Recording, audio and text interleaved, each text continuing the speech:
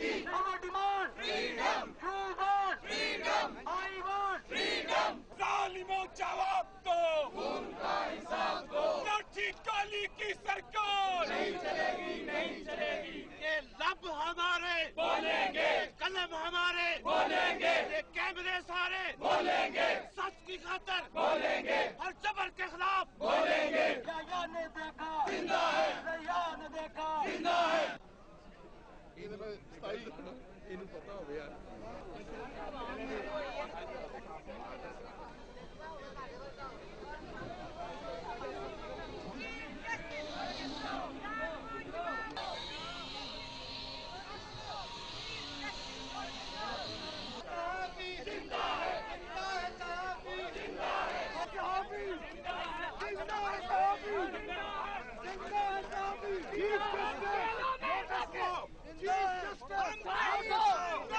आप ये मनाज़र नाज़रीन दिन भर अपनी स्क्रीनों पर देखते रहे होंगे। सहाफ़ियों का वो धरना जिसकी मिसाल पाकिस्तान की तारीख़ में नहीं मिलती, उसके आपने मनाज़र देखे, उसकी आपने समरी देखी। हम तमाम धरनों को असेस करते हैं, ज़रा अपने धरने को भी असेस करके देख लेते हैं। काशिफ अब्बासी ARY की तरफ से हमारे साथ मौजूद हैं और उन मीटिंग्स में भी ये शरीक रहे जिसके अंदर इस धरने को कंसीव किया गया, उस तमाम प्लानिंग का भी ये हिस्सा रहे और दूसरे सहाफ़ियों की तरह इन्होंने इस मुनज़्ज़म धरने की तंजीम के अंदर अपनी हलाल की कमाई से हिस्सा भी डाला। तो Kashif, thank you so very much for joining. Thank you for the हलाल की कमाई तरफ। Yes sir, we have to emphasize that. Tell me Kashif कि हम असेसमेंट करते हैं धरनों की, ये धरना आपके ख्याल में अभी तक कैसा गया? सर धरना बहुत अच्छा गया मेरा ख्याल, क्योंकि दो चीज़ें होती है धरने में सर, नंबर्स एक होते हैं, दूसरा होता है कि आपका मैसेज कहाँ तक गया है। तमाम मीडिया इसको कवर कर रहा है, सो मैसेज तो जिस जिस जगह जाना चाहिए था वहाँ पे पहुँच गया। नंबर्स हमारे ये सिर्फ सहाफ़ी आपको आगे पीछे नजर आ रहे हैं, पॉलिटिशियंस आते हैं अपनी टोकन हाजिरी लगाते हैं और चले जाते हैं। ये जितने लोग आपको पीछे नजर आ रहे हैं सहाफ़ी नजर आ रहे हैं। इस गर्मी में रेड जोन में जहाँ पे अंदर आने की इजाजत नहीं है, अगर हम ये धरना रेड जोन से बाहर किसी जगह पे करते शायद क्राउड इससे बहुत ज्यादा बड़ा होता, क्योंकि सिविल सोसाइटी उसका हिस्सा बन सकती थी। सो ये सहाफ़ी पूरे पाकिस्तान से जगह जगह से आए हैं, ये नंबर बहुत बड़ा है। तो इस वजह से मेरा ख्याल है कि जो अचीव करना चाह रहे थे धरने से, मेरा ख्याल है वो मैसेज भी चला गया और लोगों को ये भी पता लग गया कि सहाफ़ी भी इकट्ठे हैं, चाह रहे हैं कि डिमांड्स पूरी हों। देखिए, आप और दूसरे सहाफ़ियों की तरह हम लोग भी उसमें अपना हिस्सा डाल रहे हैं। पैगाम तो हम पहुंचाने की कोशिश कर रहे हैं पिछले कई दिनों से। तो अगर इसको प्रोजेक्शन चाहिए थी, प्रोजेक्शन तो थी आपके प्रोग्राम्स में, दूसरों के प्रोग्रामों में इशू उठाते रहते। हमारा तो ख्याल था कि आज डिमांड मीट करने की बात हुई, उसके ऊपर तो जिस तरह आपने कहा टोकनिज्म बड़ा नजर आया, लेकिन कहीं से कोई खबर नहीं आई कि हुकूमत ने कमीशन बना दिया। तो कामयाबी का क्या मायार हमने अपनाया? देखिए सर, मैं तो अपने ज़मीर की आवाज़ के लिए बाहर निकला हूँ। मुझे मालूम है कि मैं जो काम करता हूँ मुझे सिक्योरिटी की सबसे ज़्यादा ज़रूरत है। सिक्योरिटी इसलिए कि जो मुश्किल बातें आप टीवी पर बैठ के या हम टीवी पर बैठ के करते हैं वो उस वक्त तक नहीं हो सकती जब तक हम यहाँ से सिक्योर नहीं होंगे और यहाँ से सिक्योर नहीं होंगे। सो सबसे पहले बुनियादी नुकता तो ये था कि हम अपने लिए कम से कम बाहर निकल रहे हैं और ये दिखाने की कोशिश कर रहे हैं, जो आप कह रहे थे कि क्या नुकता क्या इसका दिखाने की ये कोशिश हो रही है इस वक्त कि हम सारे इकट्ठे हैं। और मुझे उम्मीद नहीं थी कि वहां से कोई जवाब आएगा, ये अगर जवाब आना होता 2 दिन पहले आ चुका होता। उम्मीद थी, ये नहीं थी जवाब आना होगा। ये दिखाया है हम कितने सीरियस हैं इस मामले में। जो सहाफ़ियों को आप मार रहे हैं या जिन सहाफ़ियों को खुफिया हाथ मार रहे हैं और जिनके लिए आप इन्वेस्टिगेट करने को तैयार नहीं हैं, हम बहुत सीरियस हैं, हम इस मामले को जाने नहीं देंगे। इससे पहले बातचीत थी, धरना लास्ट रिजोर्ट होती है अमूमन किसी ऐसे काम में। सो हम आखिरी हद तक जाने को तैयार हैं। ये भी हमने बता दिया इस हुकूमत को, सॉरी, कि अब आप अगर हमें रोक ये सोच रहे हैं कि हम थकेंगे नहीं, आखिरी हद तक जाएंगे जो हमारी डिमांड्स है उसके लिए। नाज़रीन, मुझे हामिद मीर ने भी ज्वाइन किया है। हामिद मीर किसी तारुफ के मोहताज नहीं है और काशिफ की तरह ये भी हिस्सादार हैं इस धरने की तंजीम के अंदर और इसकी बढ़ोतरी के अंदर। अभी हम बात कर रहे थे हामिद, काशिफ के साथ आपने भी कुछ सुना होगा कि हम धरनों को असेस करते हैं कि कामयाब धरना है या कामयाब धरना नहीं है। अभी तक अगर आपको अपने धरने को कैटेगराइज करना हो तो आप समझेंगे कामयाब है या नहीं है? हमारे धरने का जो इम्पैक्ट है, मैं उस इम्पैक्ट पे बात करूंगा कि हमने धरने के लिए इंतखाब किया है एक हाई सिक्योरिटी जोन का। पार्लियामेंट हाउस के सामने, इधर से प्रेसिडेंट हाउस चंद सौ गज के फासले पे है, सुप्रीम कोर्ट की बिल्डिंग चंद सौ गज के फासले पे है। हमारे जो साथी और सिविल सोसाइटी के लोग इस धरने में शिरकत के लिए आना चाहते हैं, उनको पीछे नाकों पे रोका जाता है। इसके बावजूद आप देखें कि दोपहर 2 बजे से लेके अब रात हो गई है और इतने घंटे गुजरने के बावजूद हमारे सहाफ़ी साथी यहीं पे मौजूद हैं। इम्पैक्ट ये है कि तमाम जो अहम पॉलिटिकल पार्टीज़ हैं, ख्वाह वो हुकूमत में हैं या अपोजिशन में हैं, उनके अहम लीडर्स जो हैं वो यहाँ पे आके हमारे साथ इज़हार यकजहती कर रहे हैं। हमारा असल मकसद ये था कि हम दुनिया को बताना चाह रहे थे कि पाकिस्तान की सहाफ़ती बरादरी यूनाइटेड है, हम कातिलों को जानते हैं, हम सिर्फ कातिलों को आइडेंटिफाई करना चाहते हैं, उनको ये बताना चाहते हैं कि हमें पता है तुम कातिल हो, हम उनके बच्चों को भी बताना चाहते हैं कि तुम्हारे डैडी कातिल हैं। हम इसमें कामयाब रहे हैं, इम्पैक्ट के लिहाज से हमारा धरना कामयाब है। हमारा धरना जो है वो किसी पॉलिटिकल पार्टी का धरना नहीं है, ये कोई इंतखाबी जलसा नहीं है। इसमें आप ये मत देखें कि इसमें कितने हज़ार लोग आए हैं। ठीक है, आज सिर्फ 4-5 हज़ार लोग हैं, लेकिन इस 4-5 हज़ार लोगों का जो इम्पैक्ट है वो हमारी आने वाली 300-400 साल की नस्लों पे पड़ेगा। अच्छा, हर धरने के ऊपर हम आवाज़ ये भी उठाते हैं कि जी व्हाट नेक्स्ट, अगर इस धरने को कर लिया, ये ख़त्म हो जाएगा कल 4 बजे, तो उसके बाद आगे फिर आप क्या करेंगे? हुकूमत की तरफ से अगर लचक दिखानी होती तो धरने की नौबत ही ना आती, कमीशन कायम हो चुका होता उस मयार के ऊपर जो हम चाहते हैं, जो सहाफ़ियों की डिमांड है।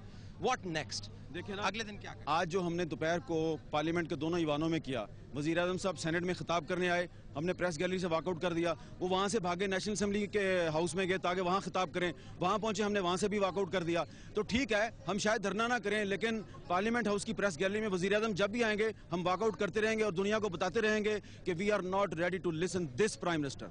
अच्छा, प्राइम मिनिस्टर साहब जो हैं वो भागने से थकते नहीं हैं, क्योंकि वो भागते रहे हैं 3 साल, इश्यूज उनके पीछे पीछे हैं और आगे आगे, तो वो भागते रहेंगे और हम उनके पीछे भागते रहेंगे। हमने तो अब मुतालबा मनवाना है ना, मुतालबा किस तरह मनवाएं, क्योंकि इसी कॉन्स्टिट्यूशनल एवेन्यू के ऊपर सुप्रीम कोर्ट भी तो मौजूद है और बड़े तगड़े जज बैठे हुए हैं, बड़े बड़े कदावर जज बैठे हुए हैं, नीचे से हम देखते हैं 12 फुट के लगते हैं, उनकी तरफ से भी आवाज़ कोई नहीं आई।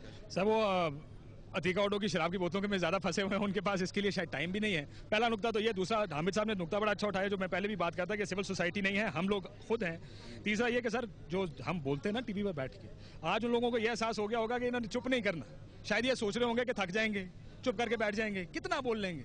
उन्हें आज एहसास हो गया होगा कि उन्होंने चुप नहीं करना है, बैठना नहीं है। तो जब तक आपकी आवाज़ चलती रहेगी, जब तक ये कैमरे चलते रहेंगे, ये बात आज कल हफ्ते बाद महीने बाद चलती रहेगी। सर आपने लॉयर्स मूवमेंट देखी थी ना, याद है कितने जगह पे आके ऐसा लगा कि आप ये नहीं चल सकती, अब बैठ जाएगी, 1-2 साल चली, उसके बाद उसका नतीजा तो निकला किसी जगह जाके, क्योंकि वो कंसिस्टेंट प्रेशर था उसके पीछे जो उसको एक अपने लॉजिकल कंक्लूजन तक लेके गया। मुझे लगता है कि हम भी शायद इसको कहीं ना कहीं अपनी टॉक शोज में, अपनी अखबार की राइटिंग्स में इस जगह पर ले जाएंगे।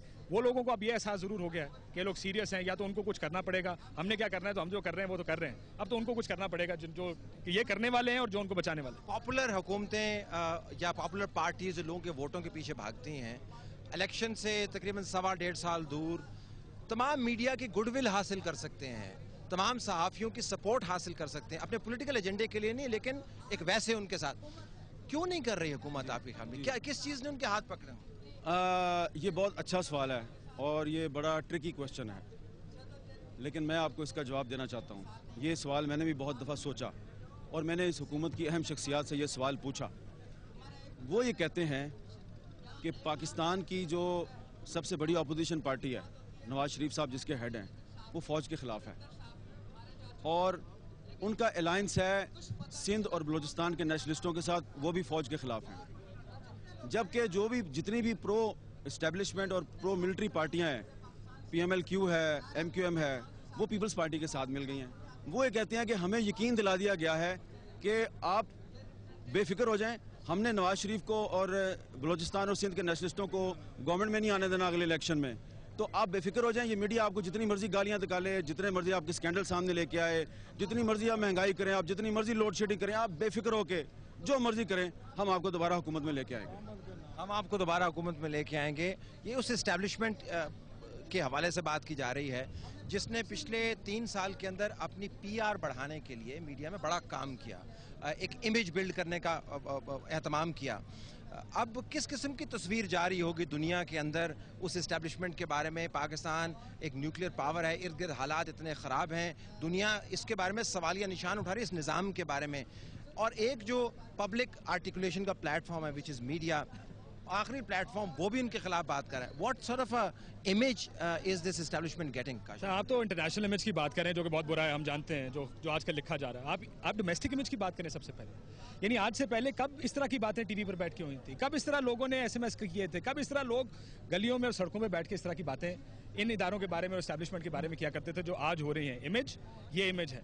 कल ख्वाजा आसिफ ने एक प्रोग्राम में बात की, उन्होंने कहा कि अप्रैल और मई का महीना ऑडिट था इस मुल्क के लिए। और खुसूसन इसकी इस्टेब्लिशमेंट के लिए एक ऑडिट रिपोर्ट हमारे सामने आई है पिछले 1 महीने में कि हम किस काबिल हैं। अब बजाय इसके कि आप तनकीद करने पर बंदे फटकाने शुरू कर दें, बेहतर ये होगा कि आप ये देखें कि हमारे में गलती कहाँ पे है। और ये तनकीद आपको नीचे दिखाने के लिए नहीं हो रही है, आपको बेहतर बनाने के लिए तनकीद हो रही है। एनी वर्ड्स ऑन दिस कि जी ऑडिट था और ऑडिट रिपोर्टों का वो हाल तो नहीं होगा जो आमतौर पर होता है, रिपोर्ट आती है उसके बाद एक्शन नहीं होता है। नहीं, बात यह है कि अब ये जो ऑडिट रिपोर्टें हैं, ये रिपोर्टें जो हैं ये सामने आएंगी। इन ऑडिट रिपोर्टों में जिन पावरफुल पर्सनैलिटीज़ के नाम है वो नाम भी हम सामने लेके आएंगे। इनकी पकड़ हो ना हो, हम इनके नाम पूरी दुनिया तक पहुँचाएंगे।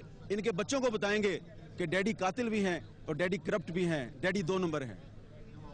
डैडी कातिल भी हैं, करप्ट भी हैं, 2 नंबर भी हैं। हामिद मीर का आपने एनालिसिस सुना। नाज़रीन, ये बातें आपको पाकिस्तान के प्राइवेट मीडिया के ऊपर हर तरफ नजर आ रही होंगी। आज सहाफ़ियों का धरना है, ये वो यूनिक सिचुएशन है जो हमने कभी नहीं सोचा था हमें अडॉप्ट करनी पड़ेगी, लेकिन बामरे मजबूरी सड़क के ऊपर आना पड़ा और सहाफ़ी इस वक्त यहाँ पर अपने तमाम ज़ोर शोर के साथ मौजूद हैं। प्रोग्राम जारी है, स्टे ट्यून्ड।